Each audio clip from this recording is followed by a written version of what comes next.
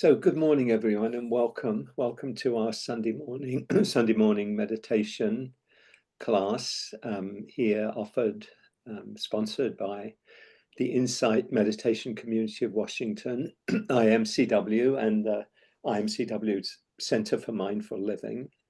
And really happy to have the opportunity to be together again 2 weeks in a row. I think a lot of you here were here last week.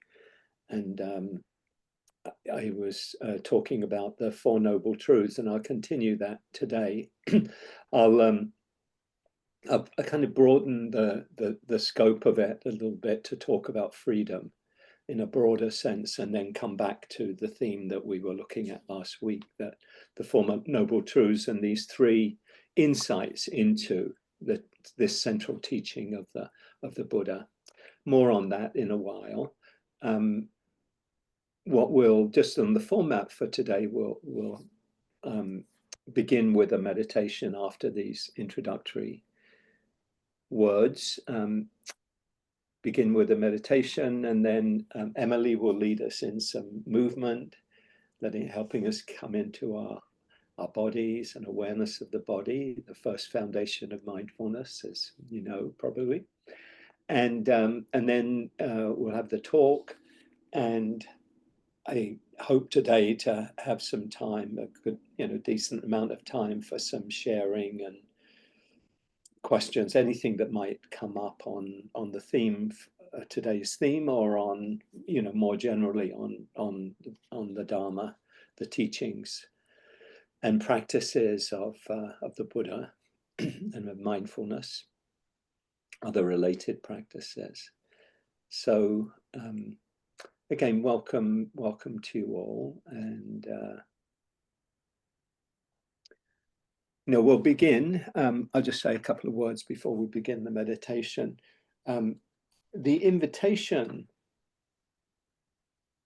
of the meditation practice, really, to put it as simply as possible, is to really turn your attention inward and look at your experience in a kind of a very, very honest way, so that not focusing on, I've got to do something, or I need to change something, or I need to create something.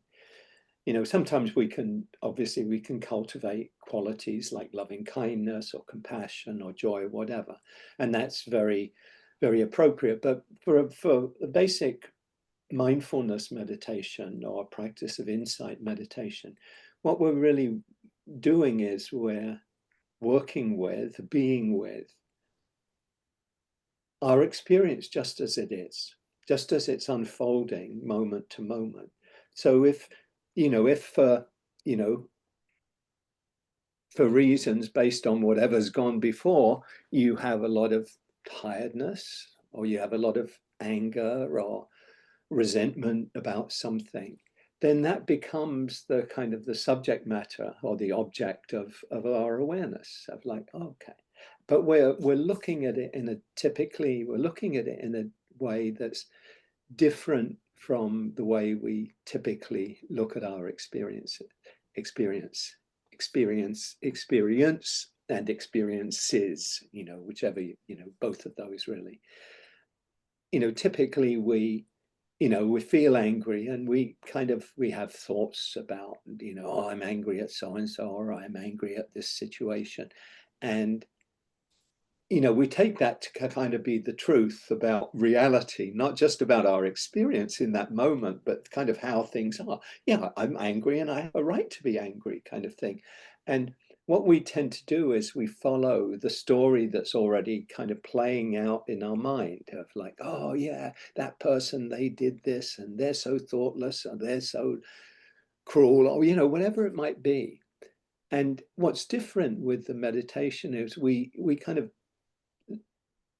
pause and say, I'm going to choose not to, follow the storyline of the mind, because if we do that, we just continue to act out old habit patterns. If you're judgmental towards yourself, then you'll tend to be acting out judgmental thoughts. If you're angry, you'll tend to be acting out angry thoughts.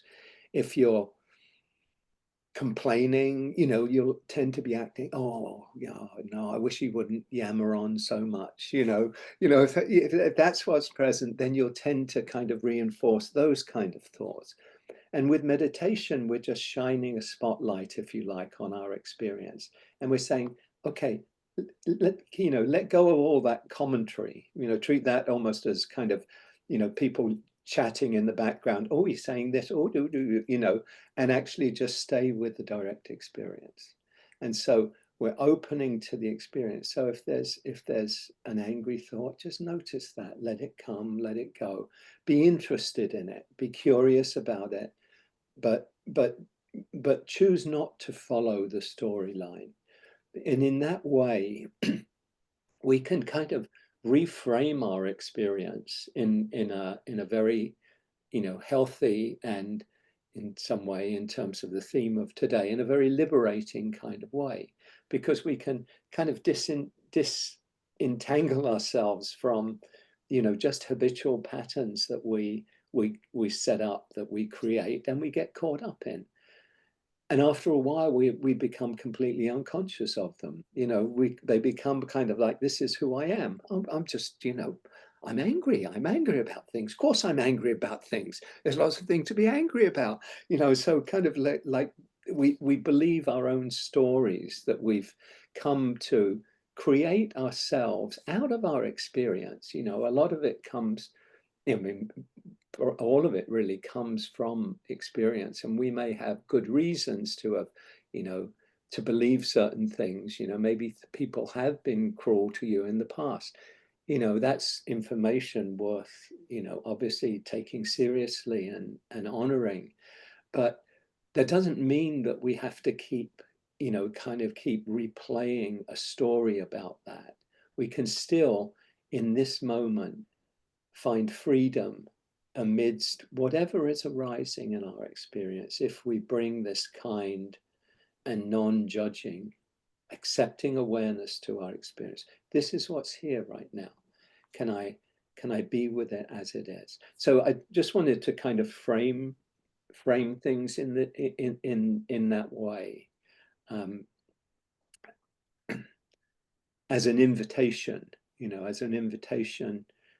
as a way of approaching our experience. And as I said earlier, there are certainly meditations where we can consciously cultivate and invite in particular qualities, and those are very, very helpful, very beneficial. But the basic meditation, basic mindfulness, and it's an incredibly powerful way of being with our experience. The Buddha spoke about the mindfulness as the direct path to liberation, the direct path through looking at our experience and being with what's here. And I could turn this into a long talk, but I don't want to do that. I just want to this kind of initial frame of our experience, way of being with our experience. One teacher talks about it as a non-controlling awareness, non-controlling awareness. We're letting go of the kind of controlling, the doing part. And the way a term I like is a natural awareness. A natural awareness, just kind of like, okay. It's like I have an electric car, and I can easily just kind of get on the freeway and in a long distance drive. Don't do this in town so much, but just let I'm kept in the lane and kept at the speed, and I can just kind of oversee things. It's really important to oversee things and not fall asleep or anything. But that basically, the thing is, the thing is driving itself. The technology is very, very, very pretty advanced. It doesn't do everything, but in a way, I'm just using that as a kind of an analogy for the way that we might be with our experience. So with that, just invite you to come into a posture that's relaxed and comfortable. So it's helpful to sit with your back straight. so that you're not kind of holding or tensing up. Letting your hands rest wherever they're comfortable, maybe on your knees, on your thighs, in your lap. Just creating, setting up the conditions to be as comfortable as we can be. You might close your eyes, again, if that's comfortable for you, to let your attention come inward. So if you like, we're kind of consciously making that shift from kind of the outer, looking out into the world, which we spend so much of our time doing, and just letting the attention come inward. Letting the attention come down into the body, and just be aware of your body on your chair or on your cushion or whatever you're in contact with right now. Maybe feeling the weight of your body as it presses down on your thighs, on your buttocks, your feet touching the floor or whatever they're in contact with. And your hands, again, touching the legs or the lap. Just feeling the sensations of the body, shifting into just an awareness of your body here in the place where you are.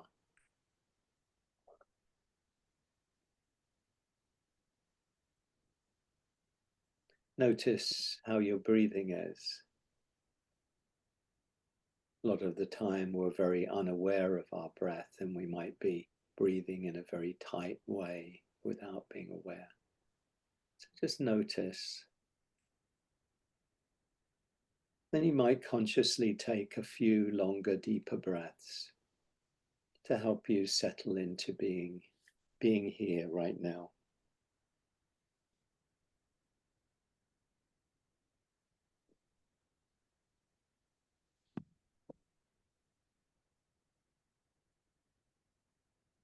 Nice full deep in breath, filling the chest, filling the lungs. Just pausing briefly and releasing, letting go on the out breath.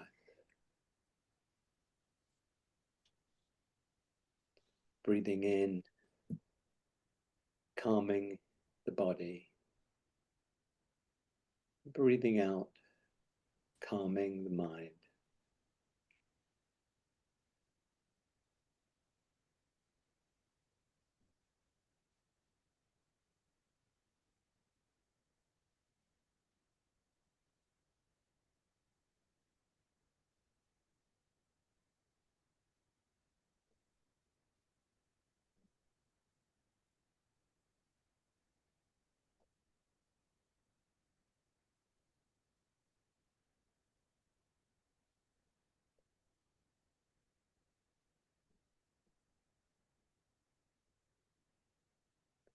And whenever you're ready, just letting the breath settle into its natural rhythm. In breath and out breath.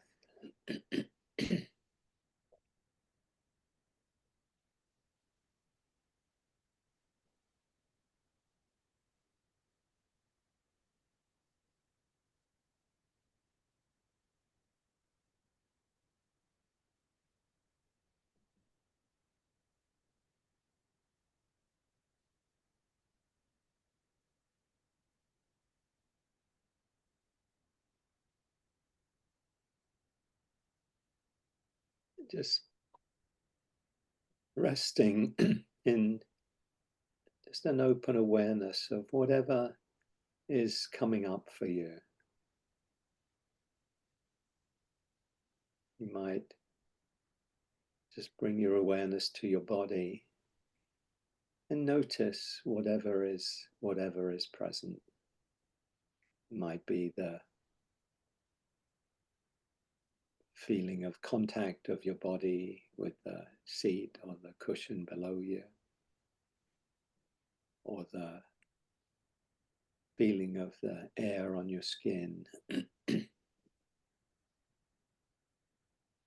or some discomfort, achiness somewhere. maybe tension. You might just pay particular attention to the area of your head where a lot of the energy goes, and just notice what's present.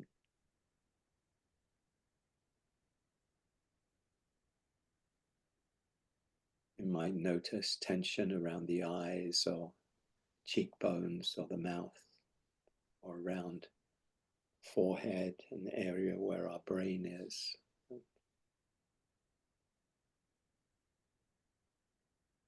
Just allow whatever you're noticing, whatever you're aware of, to be here, to come and go in its own time.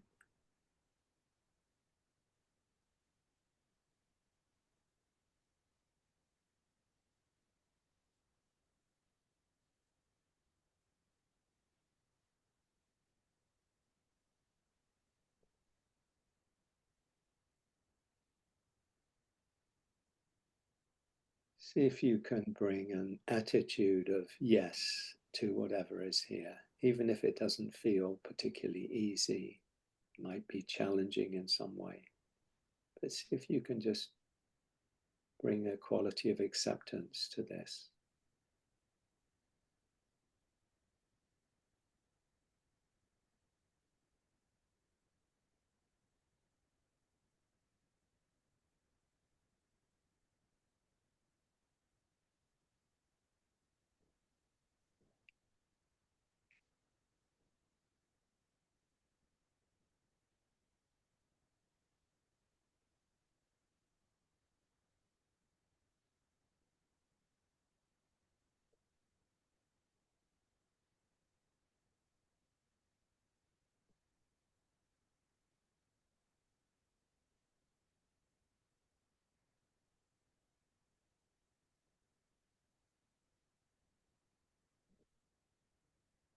And if you feel ready to do it, you might just shift your awareness to kind of the emotional field, the mood you might have right now, emotions that might be present, or mind states.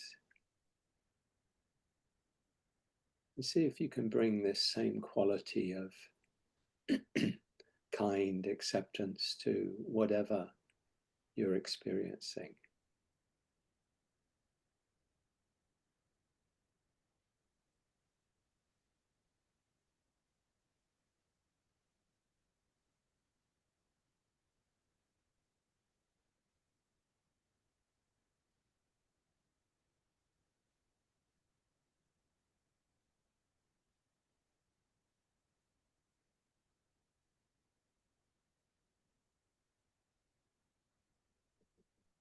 You know, there might be some tiredness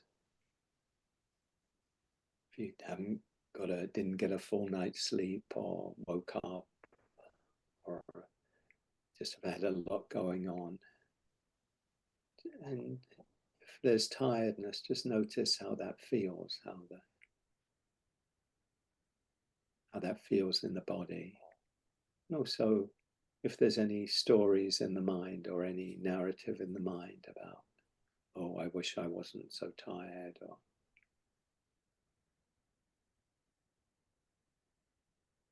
I should have done X or Y. See if you can just allow yourself to feel what's here. Maybe there's some sadness about something, memory of something. See if you can just allow yourself to feel whatever sensations are present in the body, around the eyes or the heart or somewhere else.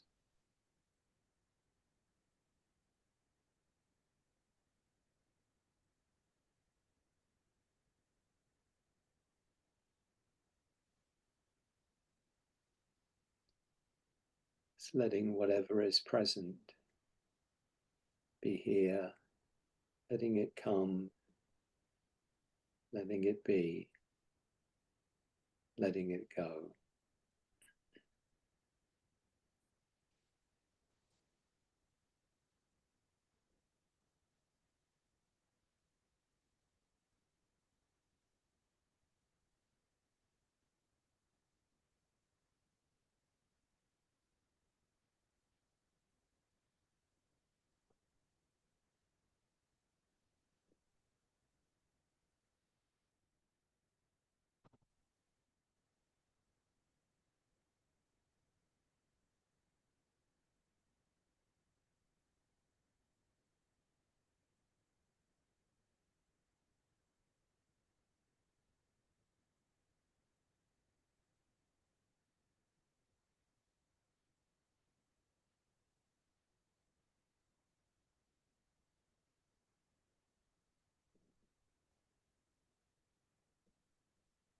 inviting a kind, non-judging awareness of anything that arises, anything that's present.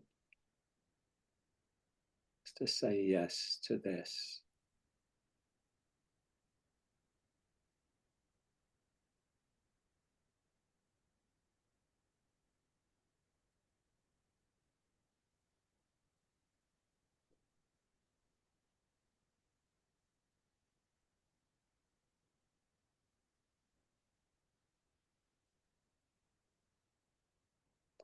If it's helpful, you can just let your attention rest on your breathing as a way of grounding your attention here with your direct experience.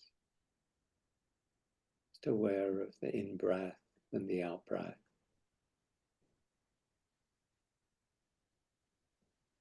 Letting that be your kind of home base where you rest your attention. And then all the other experiences come up. And you can just be aware of them, let them come, let them go. Letting the breath be the kind of base where you rest your attention.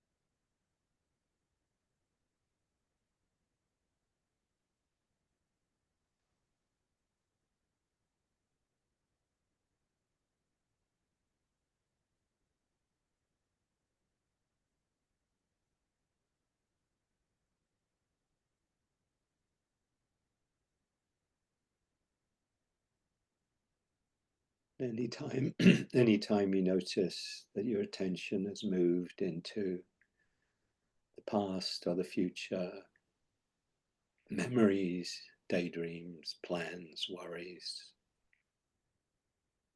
when you become aware, just gently, kindly let your attention come back. Invite the attention back to the body and the breath.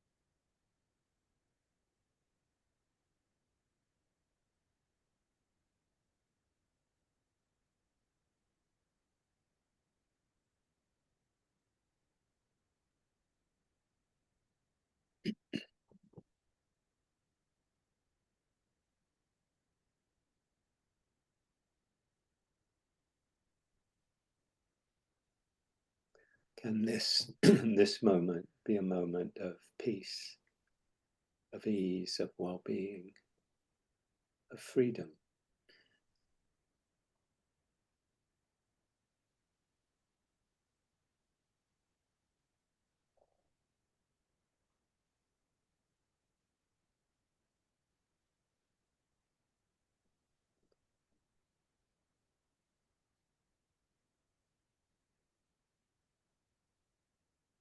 Or you can rest your attention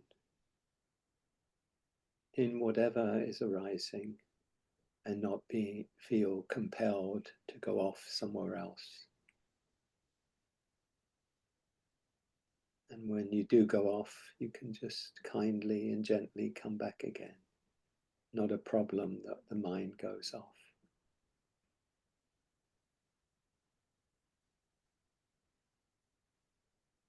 more an opportunity to see, okay, gone off into planning or worrying about what's happening in the world. Can let that go for now, come back.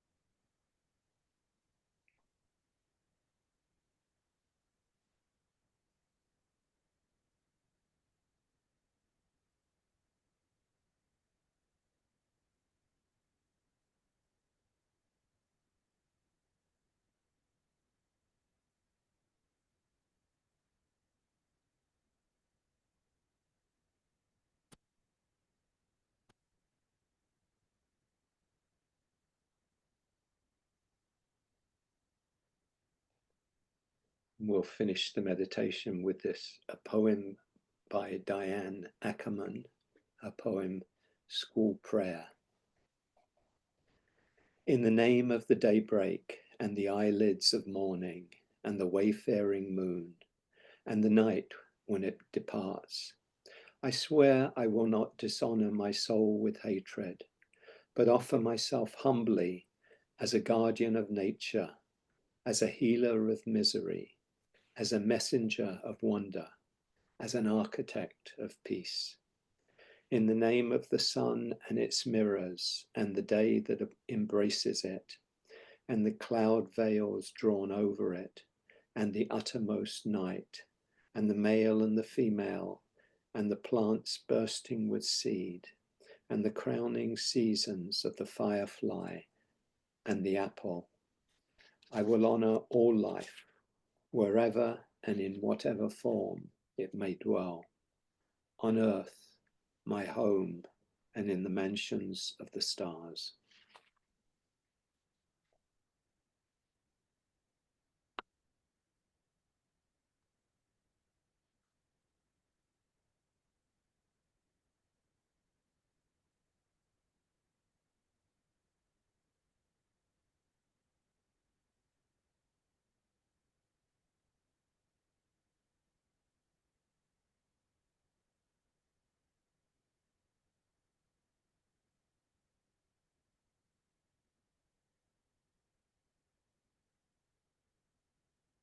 So take your time coming back, letting your attention, your eyes open if they're closed, and gently, kindly coming back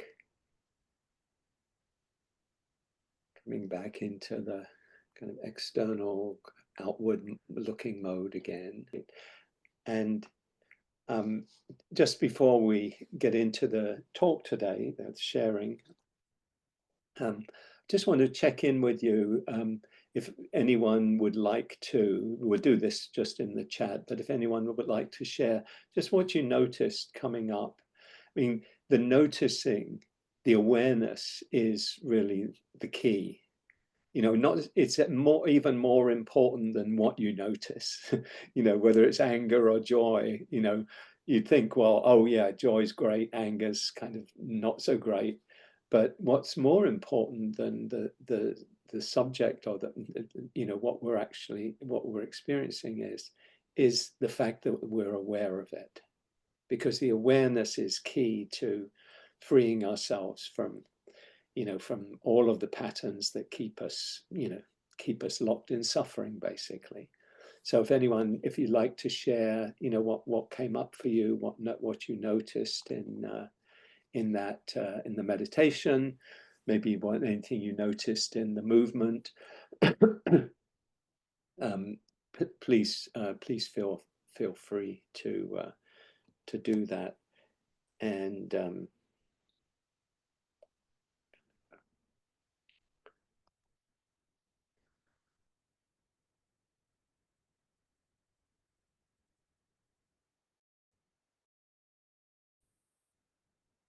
what I'd like to do today, yeah, Pam, thank you. I noticed torpor, which got better during the movement. Yeah, in Buddhism, then the one of the hindrances is known as sloth and torpor. We used to call it, when I growing up in the UK, sloth, but sloth and torpor. And apparently I wasn't aware that one's more physical. The sloth is more, I think, physical, bodily, and the torpor's more mental. I think that's my understanding of it. But anyway, it's a good word, torpor. Good word for the spelling bee, actually. Anyway. Jerry says, appreciating my tired body moving, slowly but moving. That's great, thank you. And Mark, aware of my unsettled body after just interacting with ice agents at my grocery store. Oh yeah, thank you, Mark. And yeah, appreciating that, how difficult that is. And both the immediate situation, obviously, but just the general situation around the country. It's deeply disturbing, and it's probably the area that I'm most kind of engaged in and wanting to get more engaged in, you know, protecting our neighbors, defending our communities. Thank you for sharing that, Mark. Fiona, distracted but coming back to the present with your prompts. Thank you, Fiona. Diane, noticing fear underneath a level of calm. Great to be aware of that, great to notice. Melanie, tension coming and going. Great, thank you, Melanie. Susan, noticed that I'd been forgetting to stretch. Thank you. Diane, mental proliferation. Never heard of that. Tongue in cheek, joking. Mental proliferation. How many of us get caught up in mental proliferation? So thank you everyone for sharing. And so what I want to do today is I want to continue talking, as I was last week, about the Four Noble Truths and how we work with these teachings of the Four Noble Truths of suffering and the end of suffering. But what I wanted to do, I was kind of thinking about it today and yesterday, just kind of like, you know, the content I'm very clear about, you know, what I wanted to talk about in these two sessions, but I wanted to kind of begin with what felt alive for me today, what feels alive for me today. And that was to talk a little in a broader sense about freedom. You know, freedom is such a central theme, you know, in our world. You know, the freedom, you know, when we think about political freedom, the freedom to do things and to not be encroached upon in doing, you know, religious observation or getting together with other people and organizing and all of that. And, you know, I was thinking about the relationship between political freedom, which is, you know, very, very important to us, I'm sure is really important to every one of us here. And the freedom that we're talking about here, the Buddha's freedom, is a way I think of it is it's not the same as political freedom. It's in many ways a deeper kind of freedom. It's really certainly begins with ourselves individually, but isn't limited to individual freedom. And I think of it as kind of a Venn diagram, you know, of political freedom and spiritual freedom, that there's an area of overlap that is very, very crucial. And I don't want to emphasize kind of what we're talking about with the freedom that the Buddha talks about in the Four Noble Truths, because what he's talking about is a way of being in the world and part of the world, which we are inexorably, ineluctably, you know, we can't not be in the world. But to be in the world in a way where we are really untroubled, where we are we're not caught up. I just emphasize some of the negative aspects, not negative, but kind of put in the negative frame, where we're not stressed, where we're not caught up in fear, where we're not caught up in complaining about things or blaming others or worrying about things or being caught up in needing what we don't have. It's a freedom from all of these negative or afflictive qualities of mind. Those are completely absent. And we live in the world, we are able, with the freedom that the Buddha's teachings point to, when it's fully realized, we are able to live in the world. In a way, I think it was maybe Jesus talked about it, being, or maybe of him was, being in the world but not of the world. It's kind of being, we're part of everything, but we're not affected in that negative way about what's going on, which is not the same as saying we don't care, which is that's just indifference, and that's just another form of dukkha, another form of suffering. But it's to be not affected in a negative way by choices other people make or harm other people are doing. Again, I'm not saying that we don't care about that. We can care deeply, and we should care deeply about harm that's being caused. But it's like we're not taking it personally. Even if we're doing it, even if it's being done to us, we're not taking it personally. Some of you are probably familiar, probably many of you are familiar with, I always forget his name, but I get mixed up with an actor, Benicio del Toro, but the man that wrote the Four Agreements, but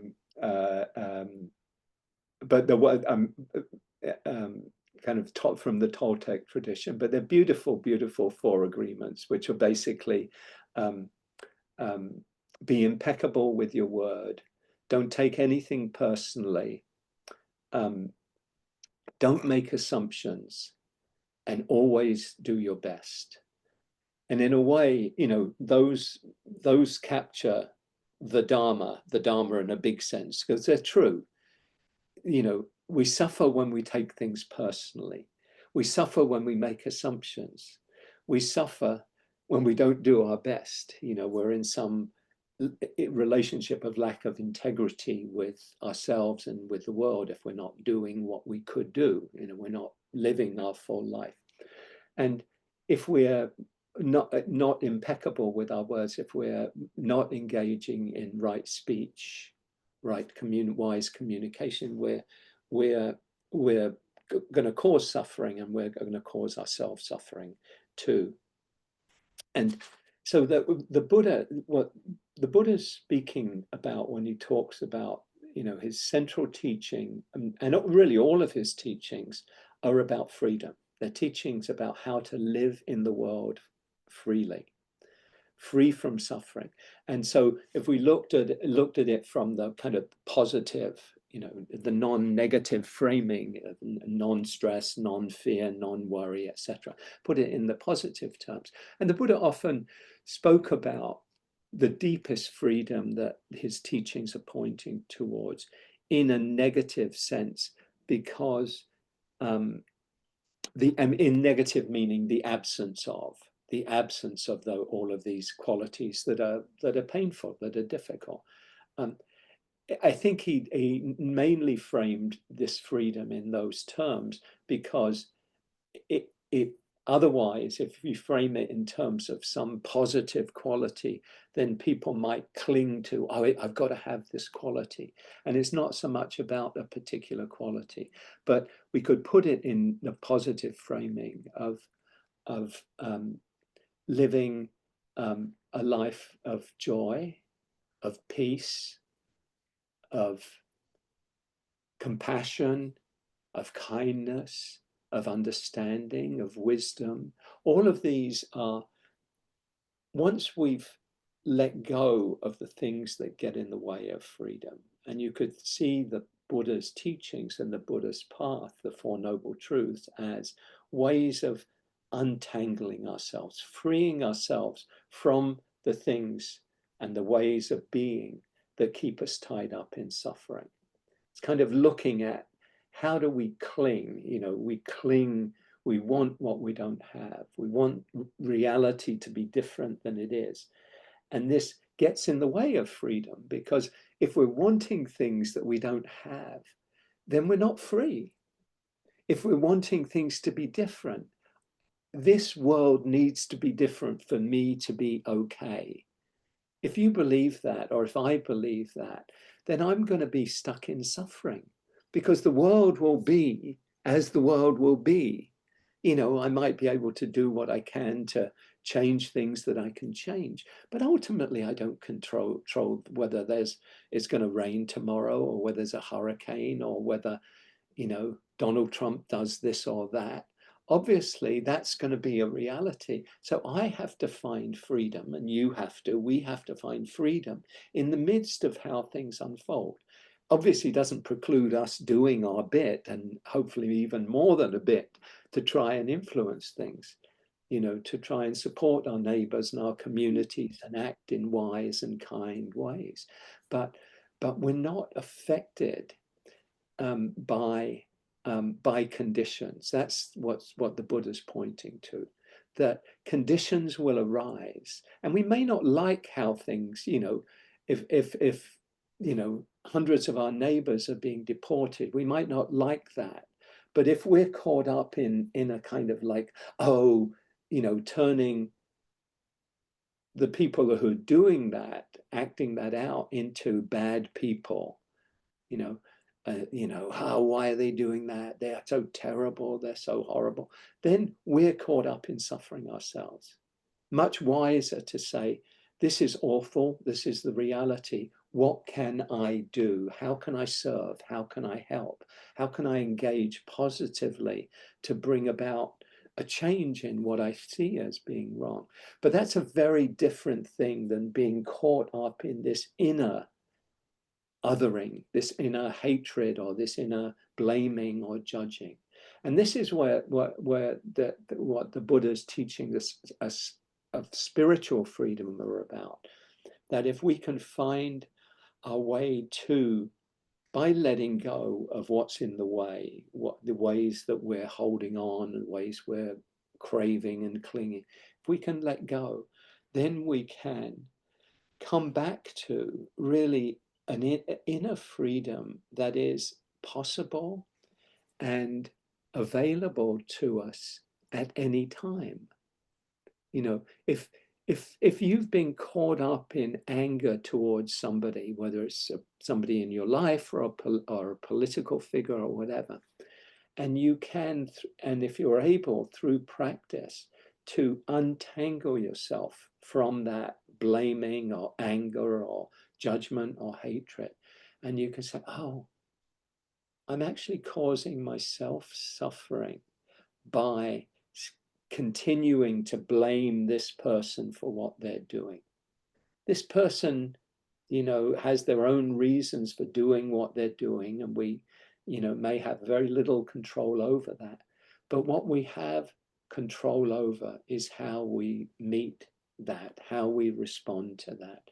And if we can untangle ourselves, if you could untangle yourself from that judgment, that anger, that blame, whatever it is, and then kind of see, oh, that doesn't serve me. It doesn't serve me to be caught up in that mode of thinking and mode of acting, and you can let that go. And I've talked here about ways I've been able to do that. I mentioned in earlier talks about, my relationship to my dad, who I had a lot of kind of judgment and anger and resentment towards. He died when I was still a young adult, so there was still a lot of unresolved stuff there. And that became the filter through which I looked at him for decades. So I'm not trying to say this was a very successful thing. It took me 40 years to get there. You know, maybe you have things in your life where it's taken a long time, but when you do get there, there's a sense of, oh, shoot, you know, this is much better way of being in the world. And how much dukkha did I, you know, sometimes it's a lot, sometimes it may be just, you know, maybe not a huge amount, but it's just like, oh, I kept looking at things through that lens, and it didn't serve me. It only served to kind of separate me from my dad, who in his own way was doing what he could. He was doing the best he could, and he did a lot of very good things. And I fixated on some things that I didn't think were so good. And so I felt I was in, I didn't spend a lot of my time in this, but when I did think about him, it tended to be, it was through that lens, you know. And this is kind of just an example of the dukkha. When we free ourselves in even in this way, and as I say, it took me 40 years from after he died to kind of find some place of peace there. And I've also mentioned that with my mother, I never had those issues at all. And, you know, just in terms, that was how the relationship there unfolded in those cases. But the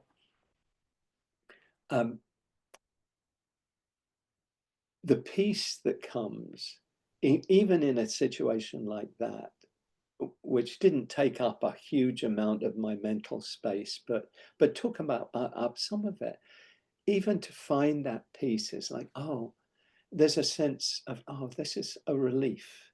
You know, that sense of relief, something that's let go.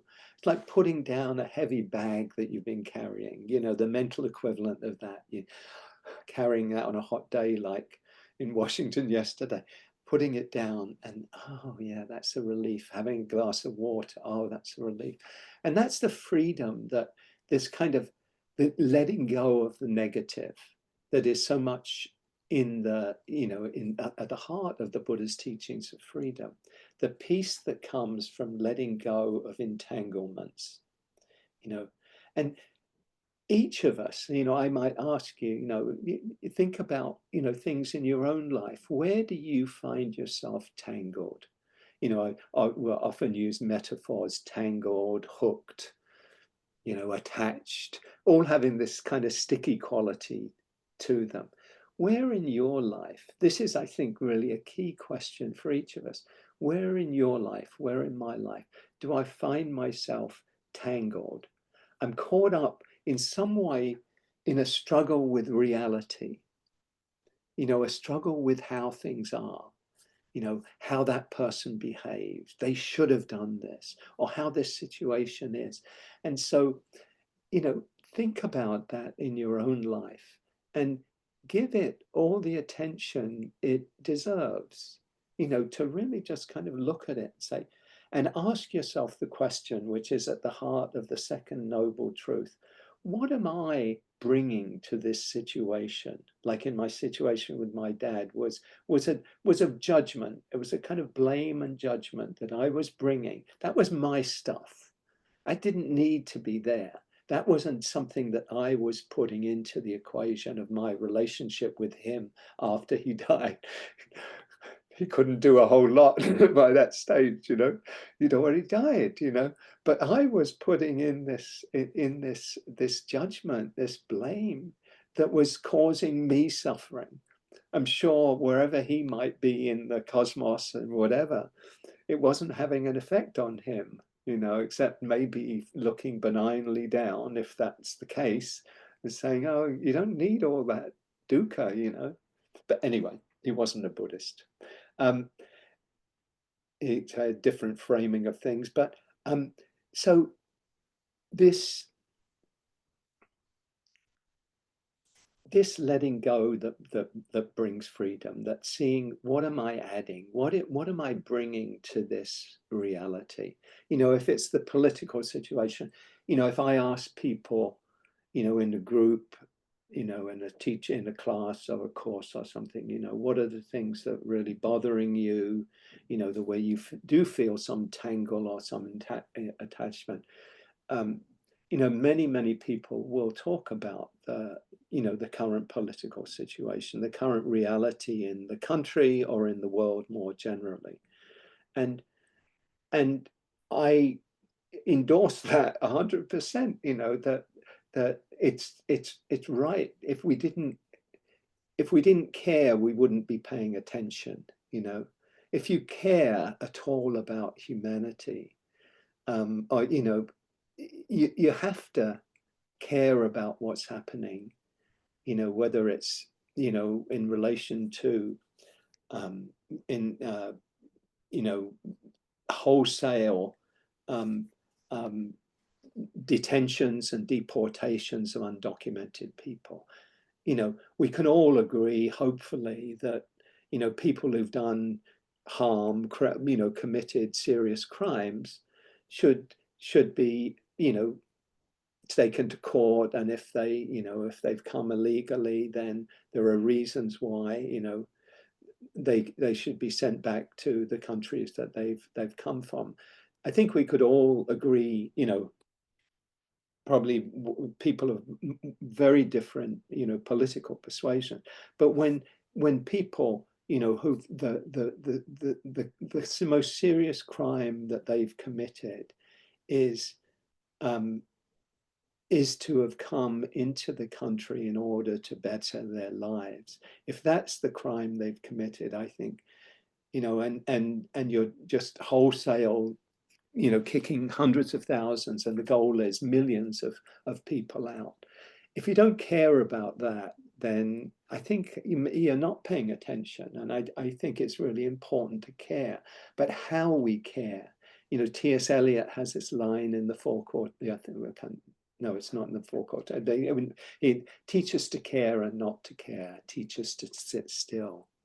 And I think of that caring. Of course, we care about this, but that isn't the same as getting into hatred towards the people who are doing those things. Can we care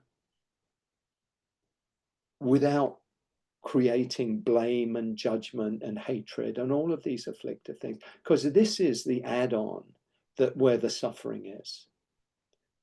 There's not an add-on in caring about our world, and grieving about our world, feeling sad about our world. There isn't that, but the add-on is where the suffering is. So where is it in each of our lives? Where am I adding to my to just the reality that's existing? What am I putting in that is actually creating suffering for me? I think if we can really address that question in our own lives, then we can see a path to much, much greater freedom in our lives. I keep coming back in my mind to, and I haven't shared it yet today, to that quote that I share a lot from Ajahn Chah, the great Thai teacher. He says, let go a little and you'll experience a little peace, a little freedom. Let go a lot and you'll experience a lot of peace, a lot of freedom. In the case of my dad, it was more kind of in that range of like, yeah, this is significant because it had been there for so long. And then he says, let go completely and you'll experience complete peace, complete freedom. And then the line after that, he says, or as quote from him is, your struggle with the world will be at an end. And that's really the heart of the teachings of the Four Noble Truths, is ending our struggle with the world, ending our struggle with the world.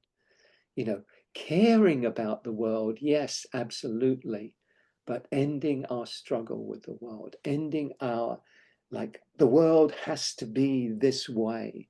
The world doesn't have to be this way, and it won't be this way. And as long as we keep struggling with it, we're going to suffer. I'm going to suffer. You're going to suffer. If you accept that the world as it is right now is here, is the way it is for a reason, because of past conditions, causes and conditions that have led to what's being here today. That's why it's ridiculous to think of Donald Trump as some, you know, terrible person doing terrible things, as though he were kind of plucked out of the air and just stuck down, and that's our problem. Our problems go far, far deeper, as we can say, with all the people that are enabling him, you know, in so many different ways, you know, who are, you know, giving up their roles in Congress to say, yeah, go ahead, do that. Yeah, do that too. Do that, do everything, you know. And I'm not doing this as a political talk, but about spiritual freedom. If we think of him or someone like him in that way, we're inevitably going to suffer. He comes out of causes and conditions. He comes out of his own particular world, the family and community and all of that created him in that way. And whatever choices he's made, you know, that have led to where he is now, and whatever, you know, the social conditions and political conditions and historical conditions that allowed him to have the success that he's had in political terms and all of that. So, but the point I'm really focusing on is our own freedom in relation to conditions. And this is the Buddha's teaching. And so, you know, I began last week by quoting the saying from the Buddha that one who understands clinging and non-clinging understands all the Dharma. One who understands clinging and non-clinging understands all the Dharma. That this teaching about, if we can grasp the suffering that we create ourselves by our clinging, then when we see that deeply and clearly and let go, then we can experience the freedom, the spiritual freedom that the Buddha points to. And it's a way of being in the world that is completely unassailable. That when you attain, I don't want to talk about it as an achievement, but when you realize, I think is a better word, that deep, deep seeing into suffering and the cause of suffering and the possibility of ending suffering, one of the things that comes with that is the end of fear. The end of fear. There's no fear. That doesn't mean there's not, you know, if the Buddha, you know, I don't want to say the Buddha, but somebody who's fully enlightened, if, you know, they're walking through the forest and a tiger jumps out on, the fear, I think, would arise in this just basic, you know, kind of physiological, somatic, you know, kind of reaction. But I'm talking about fear in the way that Eckhart Tolle talks about psychological fear. It's the fear that we create in our minds. That goes completely. And we could still have fear, you know, if we were working to, you know, I don't want to go back to politics, but if we, when we reach a place, you know, when there is this full letting go of not having this, not being afraid. Or fear may rise in a kind of a basic kind of way. The Dalai Lama, I'll just use the anger as a similar situation. The Dalai Lama, you know, is often asked, you know, where do you get angry? And his typical answer is, yes, I feel anger arising, but then I just notice it coming up and I can let it go. So the kind of anger is there, and maybe anger about the political situation, we might feel anger. And that may be a big motivator for saying, there's something to look at here, there's something to care about here, but we're not doing any adding on. We're not adding on second and third arrows to that basic experience. We're saying, oh, anger's arising. So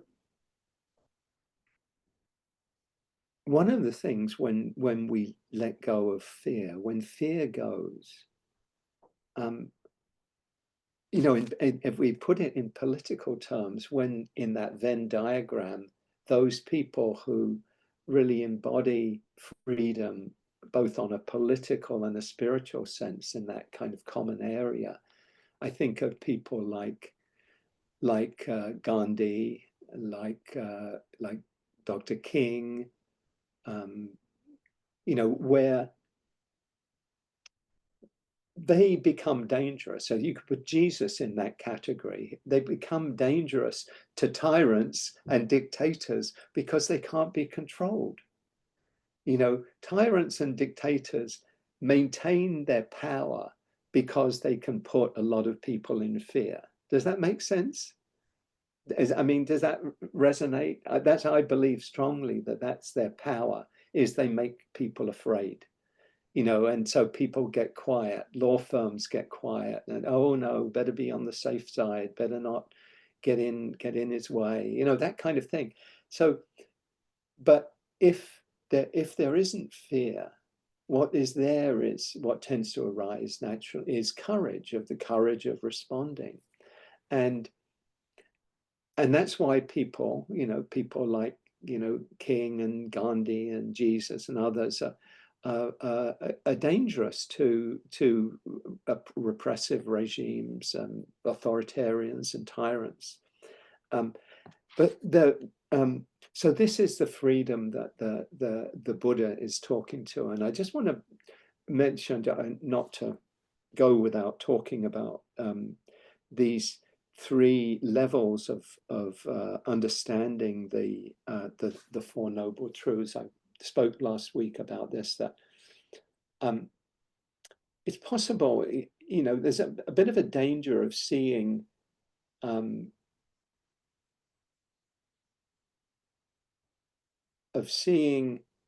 the kind of the journey from suffering to freedom as a kind of a simple one-step thing, and it can be, if we can let go, then we can experience freedom, greater freedom.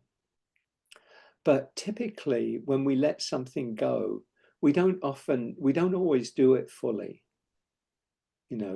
Maybe you've had, maybe some people have had addictions in their lives, and and have found a way of giving up drink or drugs or something else, but you maybe found you've replaced it with something else, with sugar or with some maybe hopefully more benign thing, somewhat more, but still there's still something underneath there that is ready to kind of reach out for the next thing, for the other thing that will satisfy it.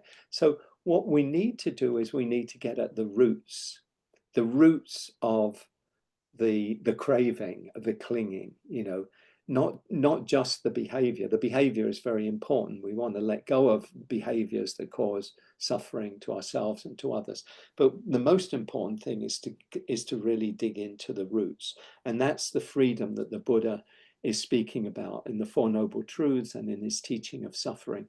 It's to abandon clinging so fully that it doesn't have the opportunity of arising again. There's no there to work with that can then jump up and say, oh, I've given up this, but I can replace it in some way with this.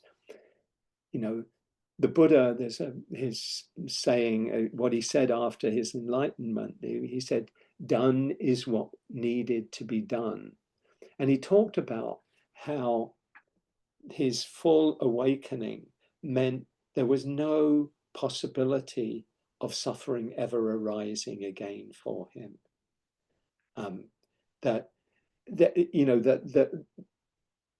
The energies might be there, as in the Dalai Lama example, the energies might be there, but that there's no possibility of reconstituting itself as suffering. And he gave, metaphors of he said, imagine if you burn down a tree. You want to get rid of the tree completely. You burn it down till it becomes, just complete ashes. It's so fully burned away. And then you take those ashes and you throw them ashes out to the wind, and they go in all directions out into the world. And he had asked his followers, is there any possibility of those components coming together again as a tree. And they would say, no, there's no possibility of that. There's no way these 10 billion little particles reconstitute in that way again. And he said, in the same way, there's no way suffering could reconstitute itself in him, having seen so clearly and so deeply into the cause of suffering and the end of suffering. So he was able to do that. I gave a poor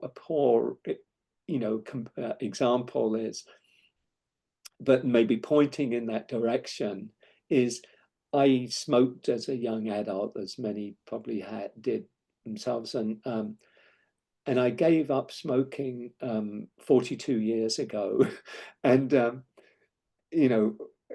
for years I was would try and give up, and I'd half give up and come back to it, and that one a day, all the little ways we just hold on a little bit to it. But when I gave up on my daughter's 11th birthday, August 9th of 1983, I've never, apart from in dreams, I've never had the slightest wish to smoke a cigarette again, to smoke tobacco again, And again, because I couldn't imagine, even under the most intense pressure, smoking again. And again, it's a poor relation to what I'm talking about with the Buddha, but it kind of gives a little bit of a sense of like, it's gone, it's so much gone. Now there may be, even years later, cravings would come up, and for the Buddha,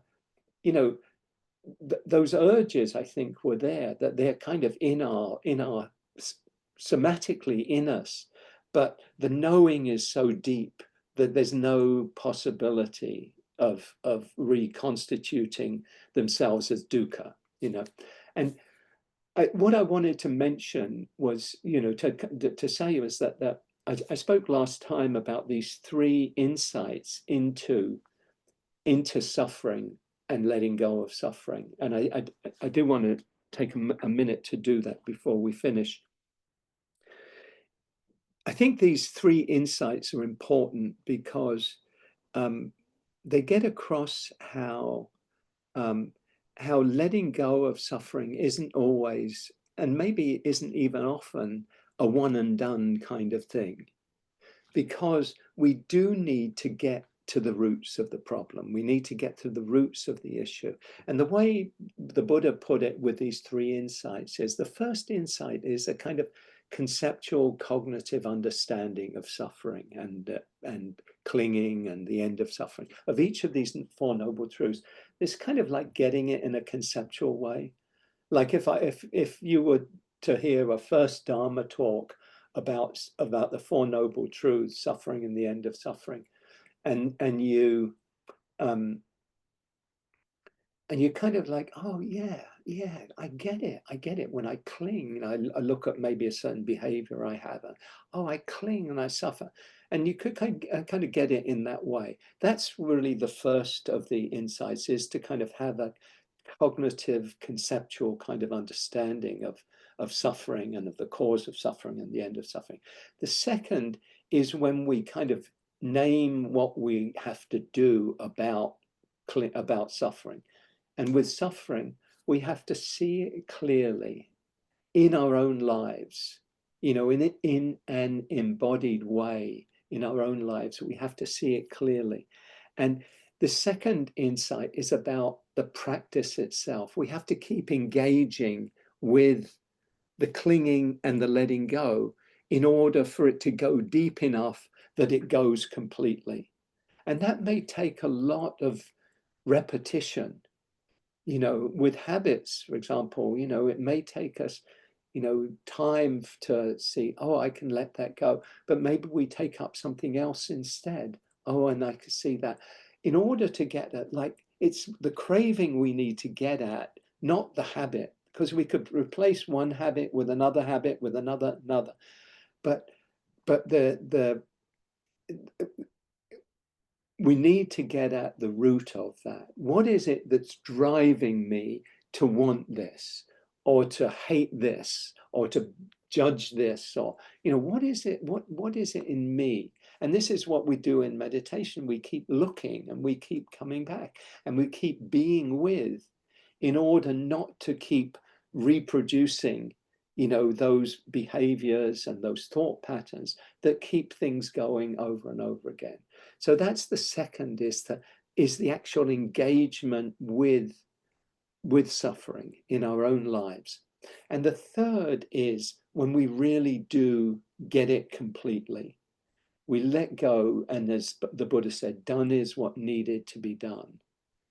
And so I think this is a very helpful, is a very helpful framing of our own journeys, to use these teachings, obviously the Four Noble Truths, but also of these insights into each of the Four Noble Truths that help us to kind of say, okay, and maybe I'll just finish here. I was going to give more time to this, but I had an experience of kind of getting tangled up this spring, earlier this spring, and just really getting to a situation where I'd taken on too many things, looking back, retrospectively looking back, and I think I was affected emotionally by what was going on in the country, and I wasn't getting enough rest, and I found myself in a situation where I felt really overwhelmed, and it was very much a continuing situation. But what I did in that situation was, because it felt so important to keep on going and to keep on being there, to carry out the things that I'd committed to, I kept pushing and pushing. And the long and the short of the story is that I hit a wall in the end where I didn't have any choice but to just kind of give up and surrender.